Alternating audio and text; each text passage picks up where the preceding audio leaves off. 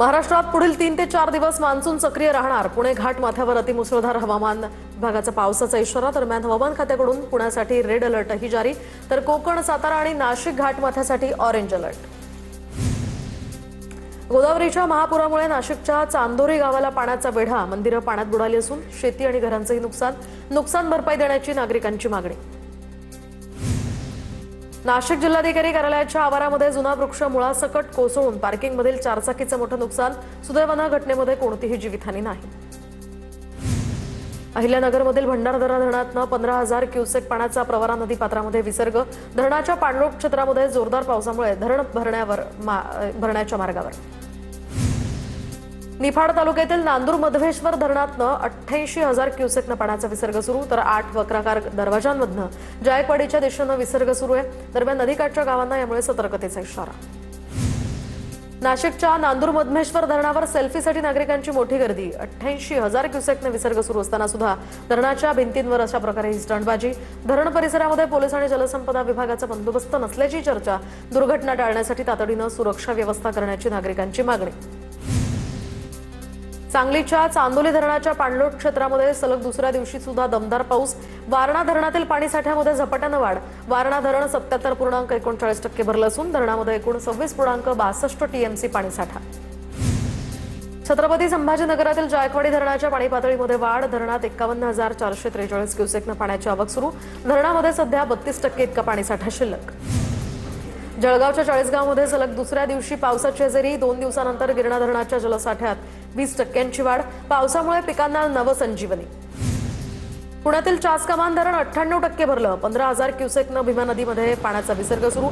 नदीकाठच्या गावांना सतर्कतेचा इशारा, तर गेल्या काही दिवसांपासून घाटमाथ्यावर मुसळधार पाऊस। सिंधुदुर्गच्या तिलारी धरणाच्या पाणलोट क्षेत्रामध्ये सुरू असलेल्या मुसळधार पावसामुळे धरणातील पाणीसाठ्यात मोठी वाढ। तिलारी धरणातनं अतिरिक्त पाण्याचा विसर्ग। नदीकाठच्या नागरिकांनी सतर्क राहावं, प्रशासनाचं आवाहन। बुलढाण्यामध्ये दमदार पावसाच्या आगमनानं पिकं फुलली। गेल्या 3 दिवसांपासून जिल्ह्यामध्ये दमदार पाऊस, शेतकऱ्यांनाही दिलासा। पालघरच्या उर्से या ठिकाणी सूर्या नदीच्या पुराच्या पाण्यामध्ये 9 जण अडकले। एनडीआरएफकडून पुराच्या पाण्यातनं 9 जणांची सुखरूप सुटका। गोंदिया जिल्ह्यामध्ये खरीप हंगामासाठी युरिया, डीएपीसह विविध रासायनिक खतांचा 35,646 मेट्रिक टन साठा उपलब्ध। खरीप हंगामादरम्यान शेतकऱ्यांना खताच्या टंचाईला सामोरं जावं लागू नये यासाठी कृषी विभागाकडून विविध रासायनिक खतांचं नियोजन। गोंदियामधील शेतकऱ्यांनी यंदा पीक विम्याकडे पाठ फिरवली आहे। गेल्या वर्षी नुकसान भरपाई न मिळाल्यामुळे शेतकऱ्यांनी पाठ फिरवली। दरम्यान मुदत संपत आली तरी अवघ्या 32,000 शेतकऱ्यांनीच सहभाग घेतलाय। पनवेलमधील पाणी टंचाईच्या पार्श्वभूमीवर शिलार धरण प्रकल्पाला महासभेची मंजुरी। कर्जतच्या शिलार या ठिकाणी उभारल्या जाणाऱ्या धरणातनं पनवेलला 500 MLD पाणी मिळणार। पनवेल महापालिकेच्या महासभेमध्ये 8,000 कोटींच्या शिलार धरण प्रकल्पाला एकमतानं मंजुरी। अमित ठाकरेंकडून विद्यार्थी हर्षवर्धन कदमचा सत्कार। ड्रग्ज पॅकेट ठेवण्याची धमकी देणाऱ्या पोलिसांच्या धमकीचा हा व्हिडिओ व्हायरल केला होता। पोलिसांची मुजोरी उघड करणाऱ्या धाडसी तरुणाचं अमित ठाकरेंकडून कौतुक। कॉक्रोच जनता पार्टीच्या आंदोलनाला छत्रपती संभाजीनगरमध्ये वकिलांचा पाठिंबा। क्रांती चौकात एकत्र येत वकिलांचा आंदोलनाला पाठिंबा। पुण्यातील शनिवार वाड्यासमोर कॉक्रोच जनता पार्टीचं आंदोलन, तर आंदोलनाला विद्यार्थ्यांची मोठी गर्दी। लाल महाल ते जिल्हाधिकारी कार्यालयापर्यंत या मोर्चाचं आयोजन। दिल्लीतील विद्यार्थ्यांवरील लाठीचार्जच्या निषेधार्थ वर्ध्यामध्ये महानिषेध मोर्चा। पुरोगामी संघटनांच्या संयुक्त विद्यमानं मोर्चाचं आयोजन। छत्रपती शिवाजी महाराज चौकातनं जिल्हाधिकारी कार्यालयापर्यंत हा मोर्चा। केंद्रीय शिक्षण मंत्री धर्मेंद्र प्रधान यांच्या राजीनाम्याची आंदोलकांची मागणी। दिल्लीमध्ये विद्यार्थ्यांवर केलेल्या लाठीचार्जचा बारामतीमधील वकील संघटनांकडून निषेध। दोषी अधिकारी आणि दिल्ली पोलीस कमिशनर कठोर कारवाई करण्याची मागणी करणार, तर वकील संघटनेचे तहसीलदारांना या संदर्भात निवेदन।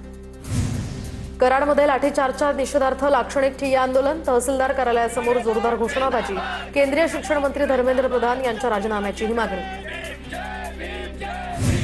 दिल्लीतील विद्यार्थ्यांवरील लाठीचार्जच्या निषेधार्थ जळगावच्या चाळीसगावात विद्यार्थ्यांचा मोर्चा। केंद्रीय शिक्षण मंत्री धर्मेंद्र प्रधान यांच्या राजीनाम्याची विद्यार्थ्यांची मागणी, तर विद्यार्थी, पालक आणि वकील बांधवांचा मोर्चात सहभाग।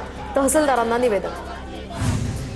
नागपूरच्या संविधान चौकात सीजेपीचं आंदोलन। दिल्लीमध्ये सीजेपीच्या आंदोलनावर झालेल्या लाठीचार्जच्या आंदोलनातनं याचा निषेध। दिल्लीतील आंदोलनाच्या समर्थनार्थ जालन्यामध्ये विद्यार्थी रस्त्यावर। मस्तगड ते जिल्हाधिकारी कार्यालयापर्यंत रॅली। दरम्यान जोरदार घोषणाबाजी करत सरकारचा निषेध। मुख्यमंत्री विद्यार्थ्यांच्या प्रश्नावरून कोल्हापूरच्या गडहिंग्लजमध्ये सुद्धा युवा सेनेचं आंदोलन। दिल्लीतील आंदोलकांना दहशतवादी म्हटल्यामुळे सदाभाऊ खोत यांच्या प्रतिमेला जोडे। दिल्लीतील सीजेपीच्या आंदोलनाच्या समर्थनार्थ जळगावमध्ये जिल्हाधिकारी कार्यालयासमोर विद्यार्थ्यांचं आंदोलन। विद्यार्थ्यांवर लाठीचार्ज करणाऱ्या पोलिसांवर कारवाई करण्याचीही मागणी।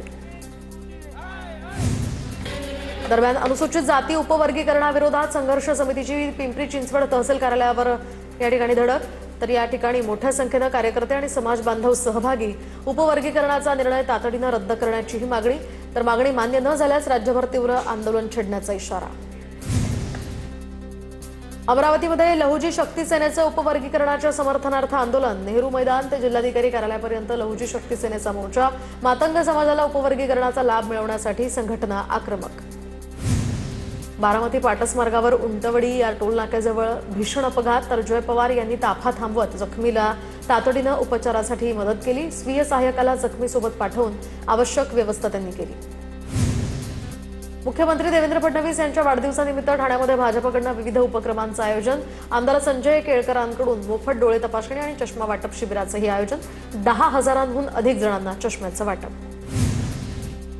ठाण्यातील ब्रह्मांड या ठिकाणी स्लॅब पडून 12 वर्षीय बालकाचा दुर्दैवी मृत्यू। दरम्यान उपमुख्यमंत्री एकनाथ शिंदेंकडून मृत मुलाच्या कुटुंबाला 10 लाखांची मदत। तर ही माजी महापौर मीनाक्षी शिंदे यांच्या हस्ते मदत प्रदान।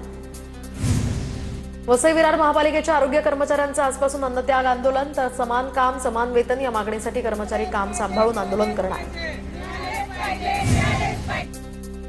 आषाढी वारीनिमित्त मंत्री गिरीश महाजन यांच्याकडून मंदिर परिसराचा आढावा। तर स्वतः या ठिकाणी बुलेट चालवत पंढरपूर या ठिकाणी मंदिर परिसराची पाहणी। तर कुठेही वारकऱ्यांची गैरसोय होऊ नये यासाठी सरकारकडून खबरदारी। संत ज्ञानेश्वर महाराजांच्या पालखीच्या दर्शनासाठी वाखरीमध्ये भाविकांची गर्दी। पालखीचं पंढरपूरकडे प्रस्थान, पोलिसांचाही बंदोबस्त तैनात।